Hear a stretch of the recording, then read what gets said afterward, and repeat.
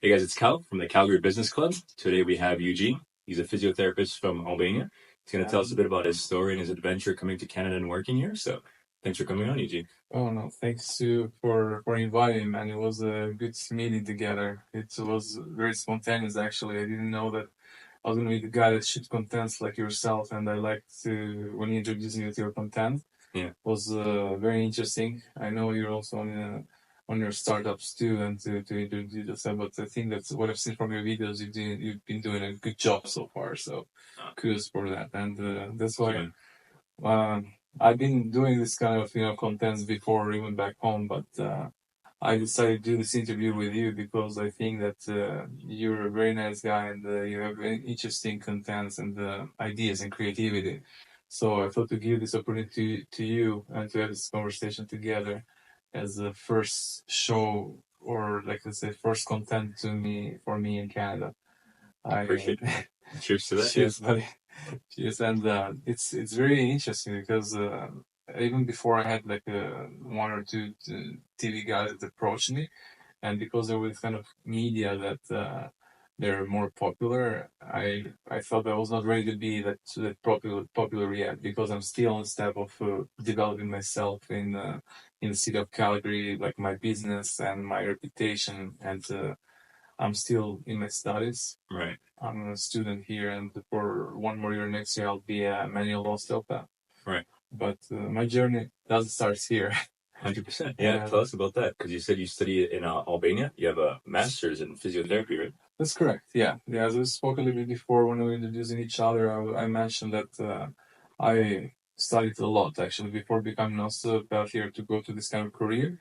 I was a professional physiotherapist, licensed and everything in the city of Tirana, Albania. Tirana. And immigration is the capital of Albania. Oh, cool.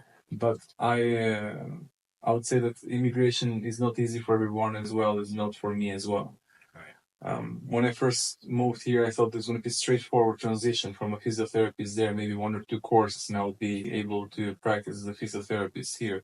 With background and this kind of experience and projects I used to do back home, I thought that was going to be easy to transition the experience. But unfortunately, the association or regulator who is responsible for regulating physiotherapists in Canada, they deny this kind of right and say that unfortunately I cannot work as a physiotherapist, but I have to go back to school and do a couple of years. Like literally like 2 years and plus. 2 years and plus, which was like for Canadians, I feel sorry because here people have to pay like over 10,000 grants for the schooling, and some people that they're not that rich, they have to go on loans and take loans from the government to do this kind of schooling, right? So I set on myself and it's what I'm going to do. So then, meanwhile, I was thinking what I was going to do and these kind of challenges I had at first. I said, okay, I want to start working probably as a personal trainer in one of the gyms in Canada. So I had a couple of interviews, and because of my background and my confidentiality with human anatomy and body and biomechanics, they gave me the right to write an exam for them to get a license to be a personal trainer, like a certified personal trainer. And for 3 years before COVID hit, I worked as a personal trainer. That's crazy. And that was in Toronto, right? It was in Toronto, correct. And after that COVID hit, I'm like, what the hell am I going to do? Because everything transitioned to virtual stuff. And I'll say I'm an old school guy. Like I like to experience things in person rather than just being in a virtual class or recording myself and something. Because it doesn't make so much change for me. Like it's no outcome or good feedbacks out of a virtual world. So if you're really talking about specific, if you really want to fix the body, if you really want to be there for a person, that's what really we need. We need physical contact. Right. We need someone to motivate to be with us there on the gym floor to be able the emotions. Yeah, exactly. Correct the body and everything. So there was no working for me, so I quit. And I said, so what am I going to do now? So bravely an idea came. I became an Uber driver.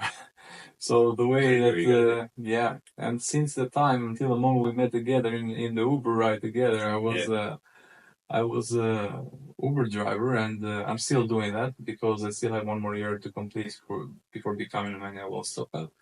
But It was a very tough journey, to be honest, and until I found the way that I wanted to become a manual osteopath, it took me a while and to reflect with myself on what I wanted to do.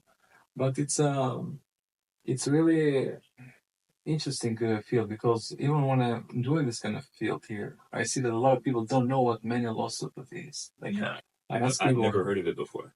there you go. That's why I was like, hey, you know what? Maybe we should be shooting the content. Maybe we should do something to promote this kind of field in Canada, because in Europe, being a manual osteopath is very well known. People know what to go there for, what to ask for a manual osteopath for. So, Right. and I had knowledge, even during my master's degree, we learned a lot of techniques from manual osteopathy. So when I came here, like, how come this large country with a lot of resources of different kind of ways they don't have enough information about this thing? I think So sometimes maybe the system is just one way and they don't know anything about outside the system. Right? yeah, it's for some people, or what I realized here, it's so hard to see outside of the box, and they only believe things that are being brought to them and say like approved by the government, or you know what I Right. mean, or otherwise they don't care what skills you have. They don't care as long as it's not in the paper written there. It's hard for people to believe what you're capable to do. Yeah, So there's a lot of. I want to touch on that part because it's interesting. Because you're trained in master's therapy and physiotherapy, but in this industry, there's a lot of like red tape and like regulations. You need like a specific organization to tell you this, even though you've done it for years, right? and it's insane because, everywhere around the world, the human anatomy is the same. Okay, regulations may change. Agreed. Why don't they just make a course, for example, to just uh, teach the newcomers, which have a background in this kind of fields, like medical fields, to just transition and to get to know more about the regulation, and let them go to the work field there, or to find and do what they're good at. So this is a big problem here, actually, which I think every immigrant that comes with a background in the healthcare to face. Because as I said, like anatomy is the same everywhere around the world. I don't think a Canadian has a different kind of human anatomy than anybody else around the world, right? So we're literally it's kind of insane for making it hard for healthcare, because it'd be very helpful also for healthcare system here to have a lot of professionals and a lot of um, opportunities where Canadian can choose whoever they want to go, right, to for Heard their the same thing, service. yeah, for doctors too. And now when you go to the hospital, there's wait lines, but they only allow a certain number of people to graduate, and you have to pay them and do the specific thing. Like it's a very strange Absolutely. thing. How can you call an emergency room? Like, I don't know. Like, even if you go to those countries, we call them third world countries, which I include Albania as well in those countries. I'm like,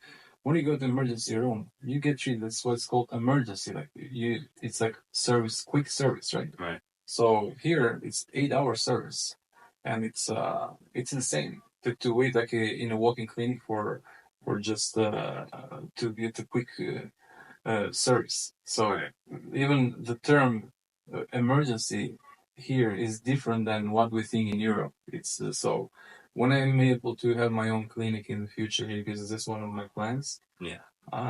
After I graduate, to open my own practice and my private one, I want to bring this kind of approaches and this kind of techniques that I got from all my years from back home, and to bring it to here to show like my community like what is the difference between a good quality of service and a service that just happened for the sake of the business.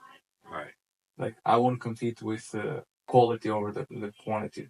This is my long term run or project that I have for when I want to open so my clinic here. So it makes sense because you're working with people very personally, right? So oh, you're building a relationship with all my clients. life, like even as I said, even now that I'm doing Uber, I meet different people every day, different kind of challenges every day on the road. I'm always like used to deal with people, and because of my background, I'm able to realize since one two questions or conversation or presenting with the people, I'm able to realize like how to make them feel better, how to make them feel comfortable around me, how to make jokes that are acceptable, for example, because different people have different kind of mentalities and uh, consideration for jokes, right? Yeah, stuff, yeah, because of different cultures, something like that. So this helped me. The experience here, working with different people, helped me also uh, to evaluate this kind of skill and to be able to offer in the future when I have my clinic good service where I can welcome everybody and be very open to other because it's a part of a manual osteopathy. Everything starts with a warm welcome. It's a very holistic approach that we do to people. Like they first need to be feeling comfortable when we're with us. How can you prevent somebody to be open with you or to share their problems or whatsoever? Because we deal with human bodies. Like it's a profession which it's in scope of the work requires touching, requires also like a physical intervention in probably private parts that they call it in Canada, it's like such as breasts, for example, or the glutes, or neck, or the part. For example, some people might call it sensitive. I won't let anybody to go far and touch those kind of bodies without the consent, right? Makes sense. Yeah. Can you explain for the people maybe what osteopathy is and how is it different or similar to a massage or a physiotherapy? Like what does it mean? Well, as I mentioned a little bit before about this, manual osteopathy, it's this kind of approach, I would say, medical approach. I would put in the medical field, which it's like more like holistic. It it's a hybrid. It's a hybrid techniques between physio, chiro, massage. So it's like if you're going like a long time ago, where the from answering like how was it started, like there used to be like naturopath doctors, like were people that they had no license or not, but they knew things, that they knew how to heal people, but they need to had something to prove. Before, they were just known by the village, by word of mouth, right? There was no regulation. They're like, hey, you know what? This guy fixed my back, for example. This guy fixed my the stress, or the my herniated disc, or the problem with my posture, uh, or people with deformities. Some back problems. So yeah, I'm excited for what we'll try to say. So from that part that people didn't know what to call Emmanuel Hospital. I'm like, what is this guy then? Because I told him that I have a neck pain, for example, but he's looking at my foot. Like, why is he doing that? Like, why is he going and doing this kind of touching? When I said, hey, focus on my neck, I told you the problems with my neck. But uh, people don't know that everything is related and everything matters. So let's say a back pain can, or neck pain can come from different kind of resources. So everything starts with a really good evaluation. So osteopath's evaluation starts from the bottom up, from the foot, which we ground on the floor. Have you ever heard about grounding? Like I mean, like it's not like people are electricity or something like that. Yeah, ground with the floor. Like our body, like this is a problem. Like our body is because on modern life we don't have this kind of feel. Like it's rarely that people are really touching the real land, the real like barefoot in the grass, in the grass like that. So imagine this kind of touch of the nature in a modern life, in civilization, in big place like this is missing. And starting from there starts a different problem. But imagine you wear shoes every day, you wear slippers every day, and you're missing this contact, which the foot needs to have a contact with the ground, with like every like a species in the world, right? But because of modernization, we are missing this kind of thing, right? And when you're putting shoes on, probably the shoes are not the right for you. Probably the shoes are going to give you like a not good stabilization when you're walking, or not good stabilization when you're making a step, or when you're standing. So imagine uh, every day we have to stand, we have to put our foot on the ground, right? But can you imagine it's like a building? If the fundamental part of the building is not built right and it's something going wrong, what do you think over time the building? What's going to happen, right? Yeah, it collapses over time. Collapse over time, right? It doesn't go probably not right away, but over time it's going to start, changing or deviating, for example, from structure, and then after a while, probably it's going to collapse. Maybe it's not. That makes sense, yeah. So it's not the same thing with the human body, for example. Human body is not going to collapse like a building, but slowly over time, deformities will start to come up from the foot, from the ankle, will go to the knee. which you can have a condition which is called coxa valga or coxa vara, which, sorry about my accent, but is like a Latin terminology about that. And then if we have this kind of issue, the issue is not fixed yet, and it's going to go upper in our body, going to go to our hips, and still we're going to have the same of deformities in our hip, or muscles will not work as the way they're supposed to. It might be imbalances. So if we have imbalances on our hip, it's going to affect uh, our coxal bone, right? So it's going to be like a deviation there. And imagine if your hip is not straight, it's going to impact your spine. So your spine is going to deviate in one side or another. Right. There. So this is why we go upper in the evaluation to find the resource of the issue. That's it might not become and everything will be fine, but the reason why a manual osteopath starts this evaluation from the foot up is to find it in the right way, in a qualitative way. It doesn't stop there, because here, as I see, like with this kind of test, they just close their examination, and they're like, oh, we're done. Like we're finished. I know what you want. Actually, in Europe, it doesn't stop there. We also are trained in Europe like how to read MRIs or X-rays, which gives us another dimension or how to evaluate things even deeper in the structure.